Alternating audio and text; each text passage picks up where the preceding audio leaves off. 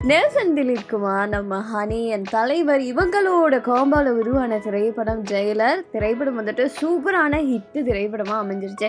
And அதை தொடர்ந்து பார்த்தீங்கன்னா இப்போ ரீசெண்ட் டைமில் தான் ப்ரோமோ வந்து அவுட் பண்ணியிருப்பாங்க, ஜெயிலர் 2க்கான ப்ரோமோ.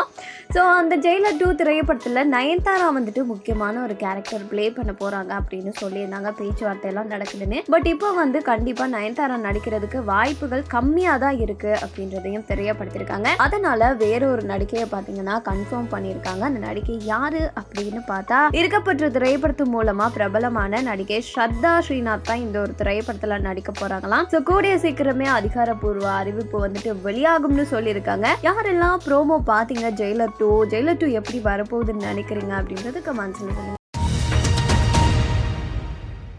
தமிழ் சினிமா அப்படின்றத தாண்டி நம்ம மக்கள் பார்த்தீங்கன்னா கொரோனாக்கு அப்புறமா மற்ற மொழி திரைப்படங்களுக்கும் முக்கியத்துவம் கொடுக்க ஆரம்பிச்சிட்டாங்க. அண்ட் அதே மாதிரி மற்ற மொழி திரைப்படங்களும் ரீச் ஆக ஆரம்பிச்சிருச்சு. அந்த வகையில தான் இப்போ ரீசெண்ட் டைம்ல வெளியாகி இருக்கக்கூடிய மார்க்கோ திரைப்படத்தை பத்தின ஒரு அப்டேட் வந்து கொடுத்திருக்காங்க. அதுவும் எப்படி சான்றிதழ் வாங்கியிருக்கக்கூடிய ஒரு திரைப்படத்துக்கு இத்தனை கோடி வசூல் கிடைச்சிச்சு அப்படின்றதும் வந்து ஆச்சரியமா தான் இருக்கு. 30 கோடி ரூபாய் பட்ஜெட்ல தான் இந்த ஒரு திரைப்படம் வந்துட்டு இயக்கியிருக்காங்க. ஆனா இப்போ 100 கோடி ரூபாயை இந்த ஒரு திரைப்படம் வந்துட்டு வசூலிச்சிருக்கு. இதுதான் மலையாள சினிமாவில் முதல் முறை இந்த வந்துட்டு சர்டிபிகேட் வாங்கின ஒரு திரைப்படம் வந்துட்டு 100 கோடி ரூபாயை வசூல் பண்ணிருக்கு அப்படின்றது முதல் முறை அப்படின்றத சொல்லியிருக்காங்க. அண்ட் அதே சமயம் இந்த திரைப்படத்தை பாத்தீங்கன்னா முகுந்தன் வந்து நடிச்சிருக்காங்க, ஹட்டினி வந்து இயக்கியிருக்காரு அப்படின்ற தகவல் வந்து வெளியாகி இருக்கு. யாரெல்லாம் வந்து திரைப்படத்தை பார்த்திருக்கீங்க அப்படின்றதுக்கு கமெண்ட்ஸ்ல சொல்லுங்க.